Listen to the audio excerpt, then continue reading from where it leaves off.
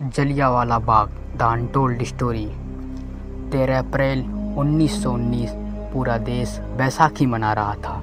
खेतों में फसलें तैयार थीं, लोगों के मन में नई उम्मीदें जगी हुई थीं।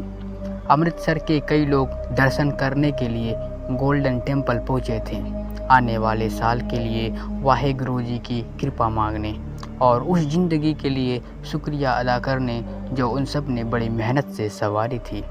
माथा टेकने के बाद कई लोग पास के गार्डन में इकट्ठा हुए। उस गार्डन में जहां बच्चे खेल रहे थे, औरतों के चेहरे पर खुशी थी और हाथों में प्रसाद। बुजुर्ग पेड़ों की छांव में बैठकर बातें कर रहे थे, लेकिन उस वक्त देश में बहुत टेंशन का माहौल था। एक्चुअली मार्च 1919 में ब्रिटिशर्स ने रॉलेट एक्ट जारी कर दिया था, जिसके मुताबिक किसी भी टाइप की पॉलिटिकल रैलीज या बड़ी पब्लिक गैदरिंग अलाउड नहीं थी।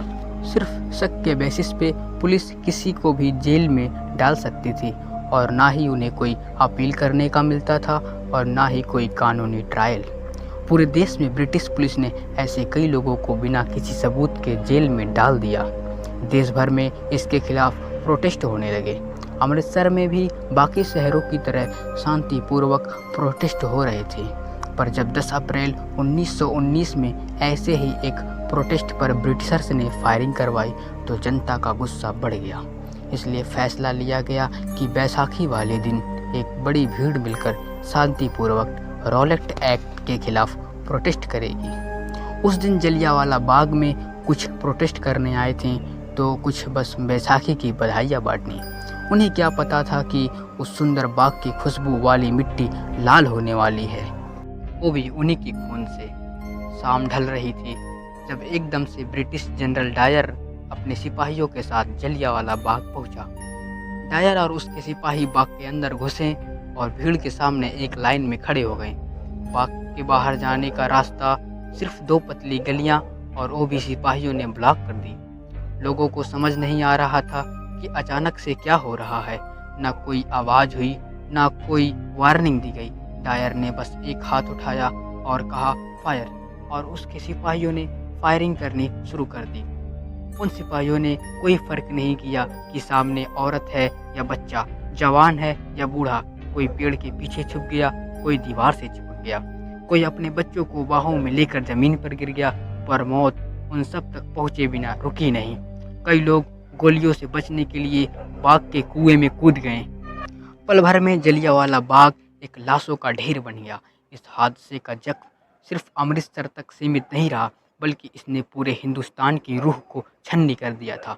इस खून से भरी मिट्टी में एक ऐसी दहाड़ लगी जिसे अंग्रेज चाहकर भी अनसुना नहीं कर पाए। अंग्रेजों की वायसराय की काउंसिल के इकलौते Indian member C Sankaran Nair ने जब जलियांवाला बाग की खबर सुनी तो उनका खून खौल गया। शंकरन ने मद्रास लॉ कॉलेज से लॉ की पढ़ाई की थी और 1880 के दौरान मद्रास हाई कोर्ट में वकालत से अपने करियर की शुरुआत की थी। देखते ही देखते शंकरन अपने वक्त के सबसे ब्रिलियंट इंडिपेंडेंट लॉयर भी गिने जाने लगे। वे जेंडर इक्वेलिटी, कास्ट डिस्क्रिमिनेशन जैसे जरूरी मुद्दों को लेकर हमेशा अपनी आवाज़ उठाते थे।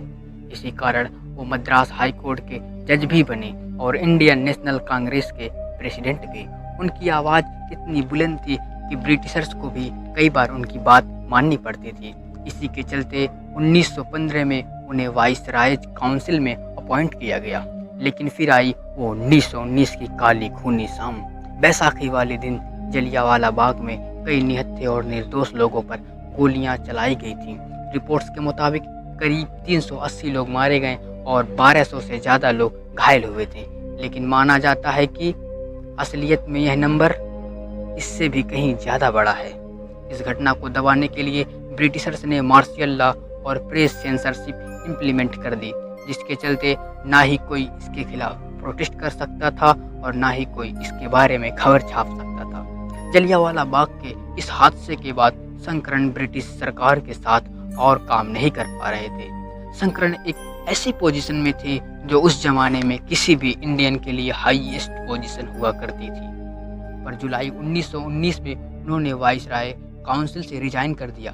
अपने रेजिग्नेशन के बाद शंकरन ने एक बुक लिखी, गांधी एंड अनारकी। इस बुक में उन्होंने गांधी के तरीकों के अगेंस्ट लिखा और उसके साथ साथ माइकल ओडायर, जो उस वक्त पंजाब का लेफ्टिनेंट गवर्नर था, उसके बारे में खुलकर लिखा। शंकरन ने बताया कि कैसे माइकल और ओडायर ने जनरल डायर को पूरा सपोर्ट किया और पंजाब में अपनी पावर का यूज किया। जहां एक तरफ कुछ इंडियन इस बुक को अच्छा बता रहे थे तो कुछ इंडियन इसके खिलाफ थे।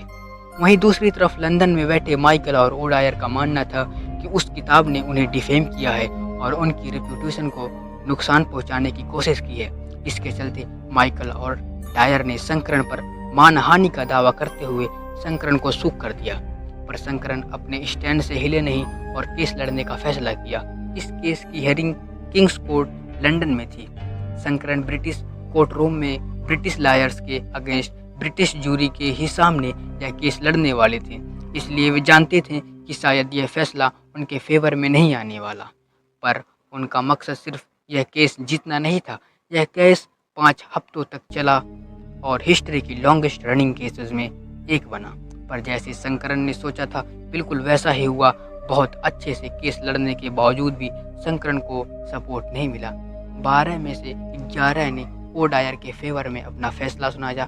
शंकरन के मुताबिक यह सच्चाई की जोड़ी का डिसीजन यूनानिमस नहीं था, यह भी एक जीत थी। शंकरन ने इस केस के जरिए पूरी दुनिया को जलियांवाला बाग और ब्रिटिशर्स के टॉर्चर और बेरहमी के बारे में बताना चाहते थे, और जब दुनिया भर में इस केस के बारे में बात फैली तो उनका मकसद पूरा हुआ। कोर्ट ने ऑर्डर दिया या तो शंकरन ओडायर से माफ़ी मांगे या 7500 पाउंड का फाइन भरे। उस जमाने में ये रकम बहुत ज़्यादा हुआ करती थी, लेकिन फिर भी शंकरन ने माफ़ी नहीं मांगी और वो फाइन पे किया। भले ही शंकरन केस हार गए हों, लेकिन वो सैकड़ों हिंदुस्तानी का दिल जीत चुके थे। जलियांवाला बाग आज एक मेमोरियल है। आज भी वहाँ दीवारों पर आपको गोलियों के निशान मिलेंगे। वो कुआं मिलेगा जिसमें लोग अपनी जान बचाने के लिए कूदे थे।